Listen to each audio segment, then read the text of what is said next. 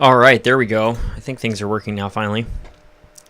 It was weird going on the Grossman files yesterday, and Manny wanted me to turn my mic down. And as a rock producer, I always need the absolute loudest possible gain that I can get, to the point where before I was talking like this and it would clip. And so Manny was like, "Don't do that." And then I started moving the microphone further away because I need it loud. I can't hear anything. I don't know why, especially through headphones. But so I brought the game back up, and you're now getting your loud new Coax style volumes. Since I haven't done it on this channel, I want to tell everybody that I just appeared on the Grossman Files yesterday. Go look up Manny Grossman, the Grossman Files, to talk about the Son of Sam, the composite sketches, the Wendy Savino incident, and just some of the online happenings. We covered some entries from David Berkowitz's blog, Arise and Shine, and kind of made fun of him, which I think is really the least that we can do at this point with David Berkowitz. At least he's been removed from civilization, and now we can clown on him. It's actually kind of funny to see how hip to everything online that he actually is. Like, Berkowitz is aware of what's going on online, and it's like, how is that happening? But I guess he has a lot of connections in there on the inside with his little writing ministry, and those people keep him up to date. So thank you, Manny, for having me on. It was a good show. And I was really surprised by Mike Lorenzo popping up and saying so many nice things about me, because I've said this before, in true crime with you guys, when I started doing these streams, or before I started them, I would always be playing your guys's, these guys' podcasts for hours. I would have, the Grossman Files would be on, or America's Untold Story. I haven't been covered by them. I don't think Mark Robert's ever going to acknowledge me, but Ned DeHaan and just some of these people that I've since really brushed shoulders with, or otherwise even been on some people's shows. And it's really weird when that happens, and Mike Lorenzo's an example of that. I remember, and they did an amazing stream. This was probably 2 years ago or so, where Mike Lorenzo was in this room with Manny, and Manny turned the whole show over to Mike Lorenzo, and the guy had all the walls were just decked out in criminal investigation style mapping of crime sprees and connections between the Zodiac and the Son of Sam. And not to say connections in the case or anything. We're not entertaining Thomas Henry Horan's nonsense, of course, but was the Son of Sam a copycat of the Zodiac Killer? And Mike Lorenzo had this whole setup going. And then to see him saying all these things about how he likes my analytical mind, and how that he was surprised, he was wondering if I was law enforcement or whatever, because of the way that I was covering these things. It's really cool. And I don't want that to be like, oh yay, that's a victory for my pride. I want people to see what does that actually mean, because it means something a lot bigger than anything I say or anything I do. What it really means is that when someone shows up onto the scene and they bring an objective scientific analysis, they get recognized by the right people. And I'm not the most palatable for the masses, for sure. There's a reason why my screen at the bottom of your screen right now says the most banned prowler online. I can't... Sometimes I don't really know how to, interact with the world in, a normal people way, and I just kind of, one of my biggest, live streaming influences is Owen Benjamin, and that's... I think you guys can see hints of that, although I've distanced myself from... I think what happened with Owen is I took what I thought I needed to know. I took the things that I believed to have been valuable to me, and then I sort of, left that community. And I don't want to badmouth Owen or anything or say it, but I have some points of disagreement with Owen, and I'm not, I still like the message that Owen puts out about family and connection, and building things and being the change you want to see in the world. I think he's very spiritually wise, but there's just a lot of stuff I don't agree with Owen, and or otherwise kind of And that's normal. You know, if everybody was a mindless supporter of somebody, then, you know, where would we be? It would be in a big echo chamber, and what a waste. But you guys can tell that I'm a little bit more wily on the internet than I think is really advantageous to people who want to be taken seriously by law enforcement. But the purpose of what I'm saying here is that if you show up and you have a decent understanding and you actually get what we're looking at and how to look at it in true crime, then law enforcement will start paying the right kind of attention. Because people are always complaining that, you know, oh, law enforcement won't talk to sleuths, and they don't like sleuths, and they don't like the true crime community, how dare they? And it's like, well, because a lot of the true crime community is completely insane and doesn't know how to research at all. They don't get that, like, just like Ned DeHaan says, being weird is not a crime. Like, just because somebody looks like they might be suspicious, or a situation appears a certain way at first glance, you actually have to do a tremendous amount of rigorous scientific testing on anything before that opinion is going to be close to something that we consider highly likely or highly probable. And on the note of composite sketches and everything, like, if you have one sketch and you go, oh, the suspect, he looks like that, then you're not looking at it right, and then don't be surprised when law enforcement doesn't take you seriously. And so I think that the reaction that I've gotten from Mike Lorenzo should be a message for the true crime community and the people that find these videos, that, like, if you do things a certain way, if you do things in a very objectively scientific approach, the right people are going to take notice. And Manny's a perfect example of that. Manny is allowed access to deep NYPD archives. He's got friends in law enforcement. He is very much connected to the internal investigation of the Son of Sam or other potential cases or other adjacent non-canonical or possible. I mean, they give him filing cabinets, let's put it that way, to look through. And, you know, there's ways to get there for everybody in true crime. There's ways to do this stuff where the actual investigators are going to be more likely to share stuff with you. And that's why I really want to talk to Tim Hickman and Bob Cyphers. You know, Detective Rhodes never contacted me back, but I would have no problem talking with these people, seriously. And I think that if they saw the way that I want to approach some of this stuff and what my motivations are, then maybe they're going to be willing to go, oh, well, check this out, and then show some stuff. And, you know, a lot of people wish they were like Tom Voigt and they could just cheat code their way to that. Because Tom Voigt is, it always surprises me that Tom Voigt has had the access that he has had to the Zodiac case. All that being said, that's kind of my aftermath, like assessments of what we were doing yesterday. I think yesterday was a big day for both the chemistry of Manny Grossman and I in an interview format where, you know, I was the only one on the show. The first time I was on the show with Manny, there was like 4 or 5 of us there, and I was very much engaged in the conversation. But this was more of a one-on-one, let's talk the case, and he gave me a little bit of room to present some stuff. But I just want the right message to get across. And it's not about what I find. It's not about what I think. Like, you know, I don't have an agenda to push, and if it turns out tomorrow that the Zodiac Killer was Don Chaney or that D.B. Cooper was Ted Braden or something, then I'll be the first person, and of course if it's true, I would be the first person to accept it and tell you guys, oh, guess what, I was wrong, it's Ted Braden. You know, I don't think it is at the present time, but if the information comes out, the evidence comes out, it turns out it's Ted Braden, then I'm fine with that. Good.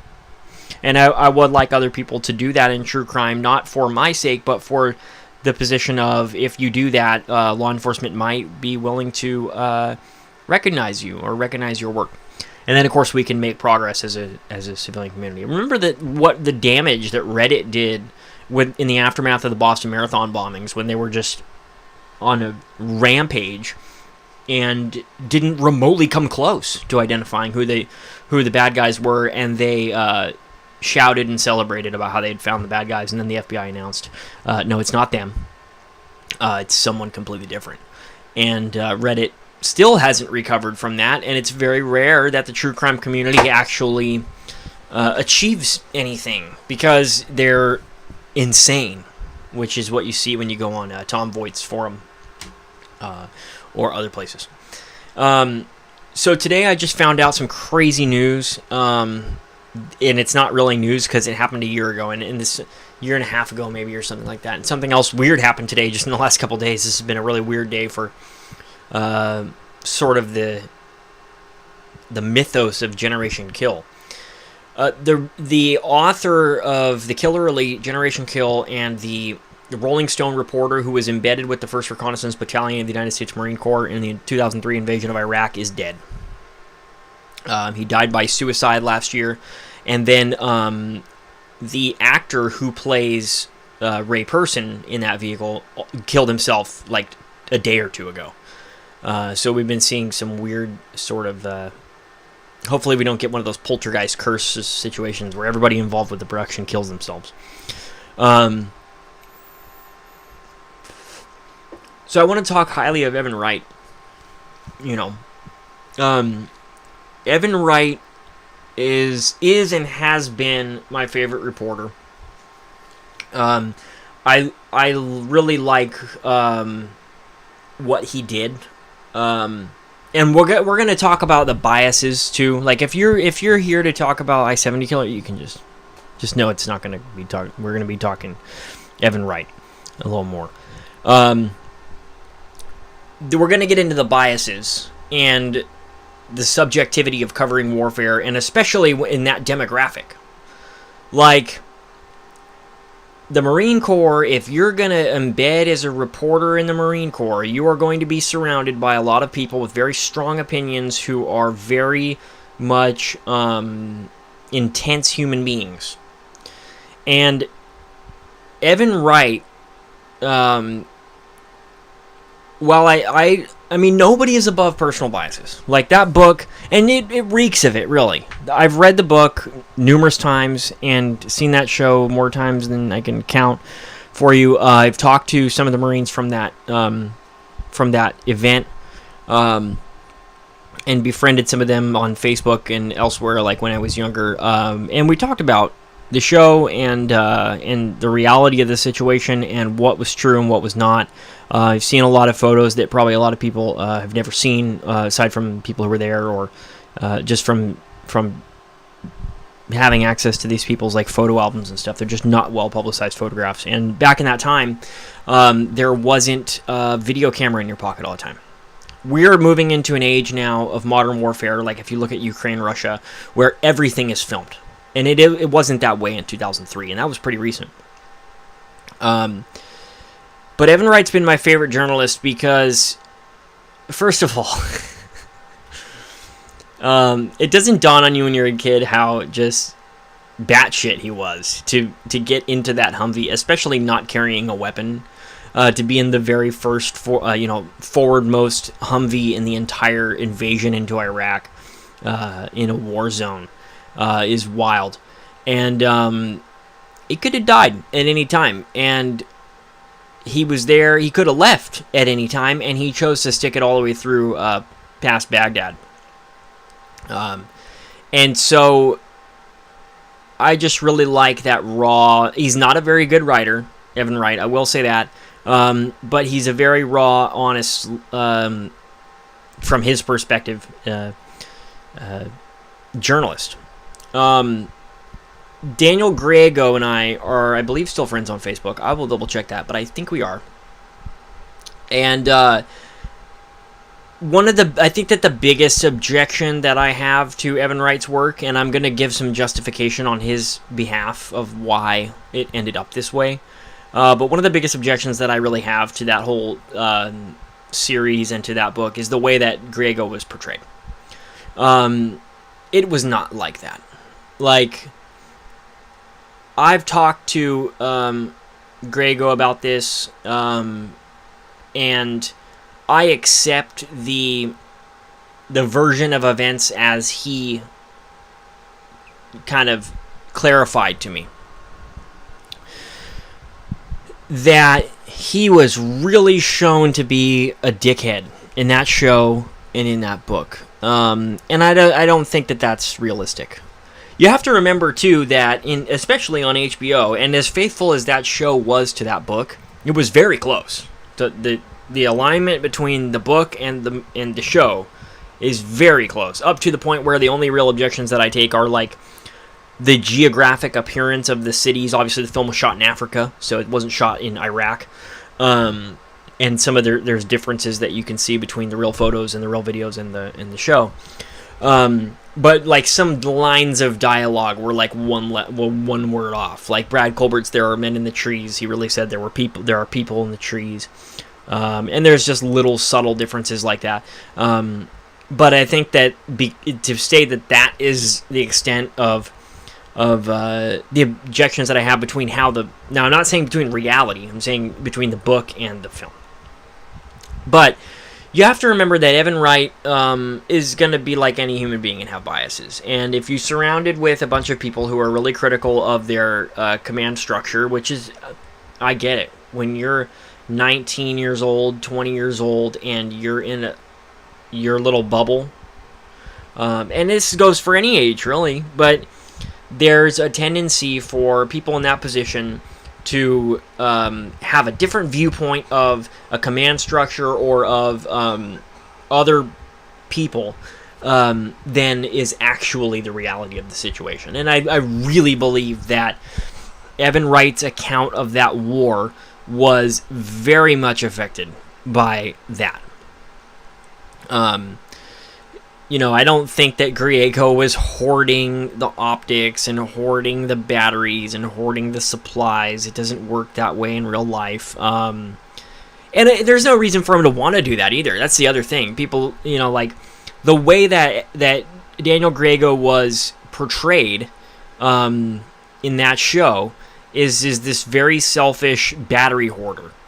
And you wouldn't want to do that. Why would you want to do that? Because it's the effectiveness of the rest of those people around you is going to directly affect your ability to survive.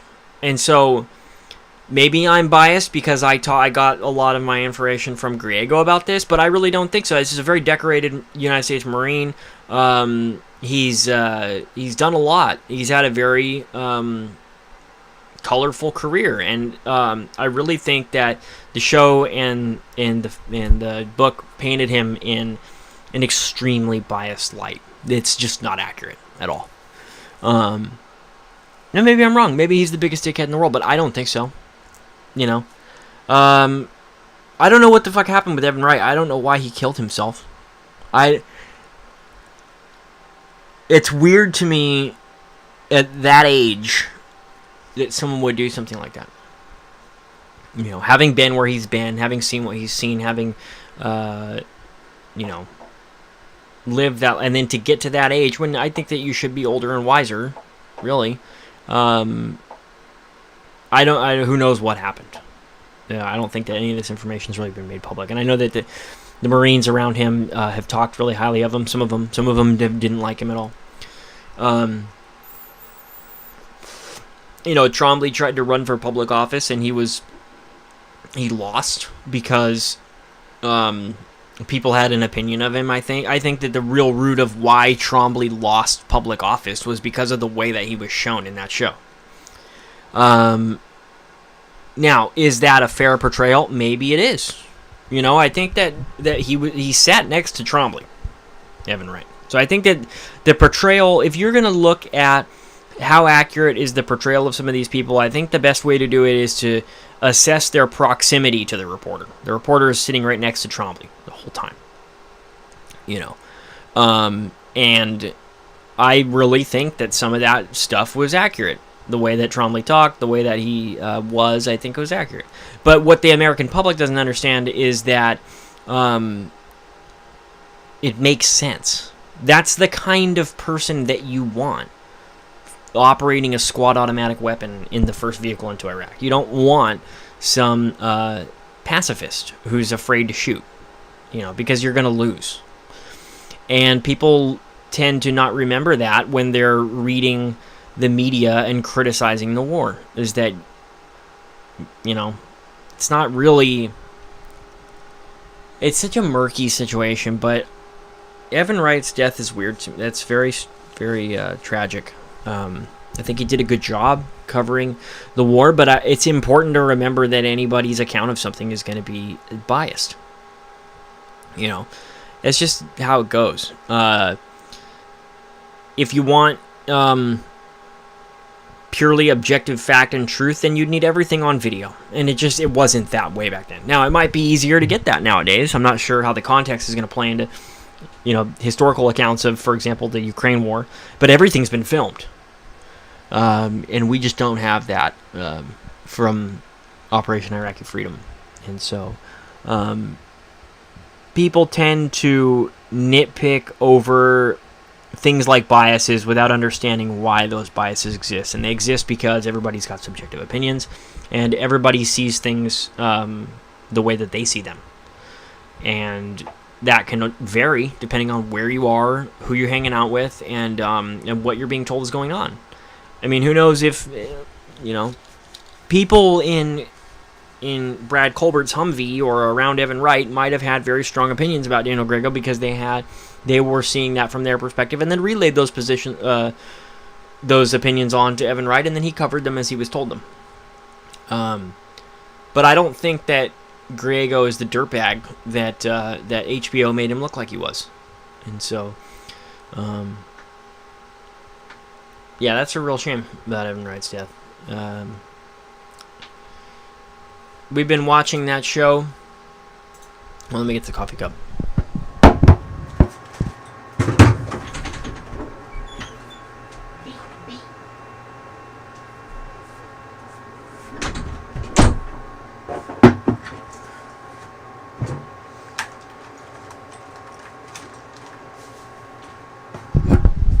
We've been watching that show over the last few days, and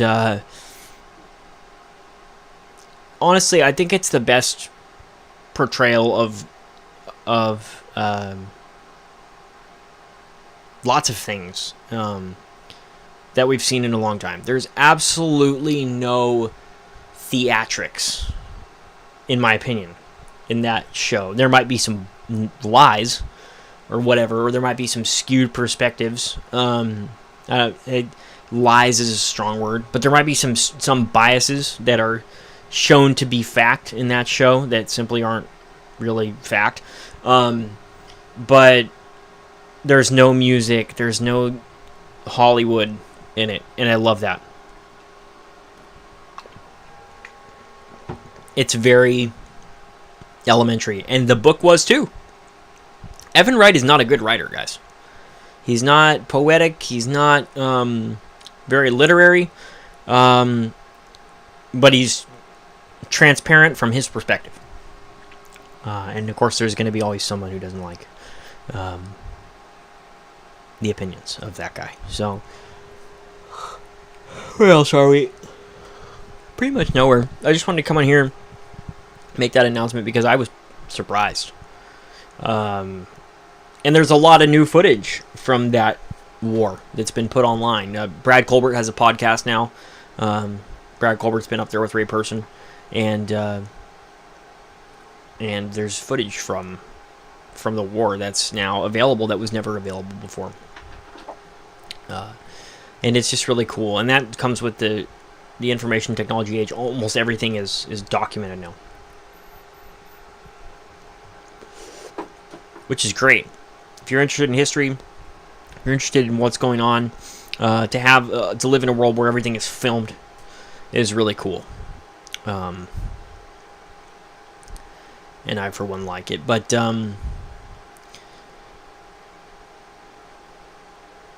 that's a rough situation. I don't know why he would do something like that. Evan Wright must have been in a lot of pain, to do that. Not sure how it happened. James Ransone, actor from The Wire, Generation Kill, all these other things. He's been in some stuff. Hanged himself like 2 days ago. Just another one, just weird. Just why would you do that? I don't know why they would do that. But I wanted to come on and announce that, like anyone cares, and then also just say that it was great to do that show with Manny yesterday, and to see Mike Lorenzo's opinions of me. I want to caution people that sometimes, like, when I talk about being kind of a wily, loose cannon on the internet and like kind of saying wild out there shit sometimes, and then people kind of are like, "Oh no, we don't like him anymore." Like, you know, it's hard to maintain a good reputation, and I think that the more just honestly one can be oneself, the right ones are stick around. Like, I have a good little community here on this channel. The people that come to these little shows and we talk about these cases, it's pretty small, but it is how it is. That have stuck around, those are the ones I want. And yeah, I think Mike Lorenzo's right about the whole criminal record not being a cop thing, because that is a real hurdle to try to do that and have a pretty serious history of being on the other side. But also, it does give me a lot of clarity to assess certain things, like how would criminals act. You know, I grew up around a lot of criminals, and as a young adult, and I can kind of tell you what's like unbelievable. Like this whole thing of Lake Herman. Oh, by the way, Lake Herman Road was yesterday's. So that's been, what, 57 years or something like that? 57 years, I think, since Lake Herman Road, as of yesterday. And when people say that that's like a drug murder, it's like, you're retarded. You've never been to a drug deal. It doesn't happen like that. It's very rare that it happens like that. It's and I say, well, it's more rare to have random shootings. Not when David Faraday was an Eagle Scout, who had no connection to drug dealing at all. He didn't. There's just nothing there. It's stupid. It's a really dumb story. But it's things like my history that give me the ability to make those types of conclusions about these events. And yeah, it's a problem for getting hired as a law enforcement asset, but it's not a problem when you're assessing true crime on the internet. In fact, I think it's helpful. So, all that being said, live from Spinning Ball, this has been Ball Spinning Prowler.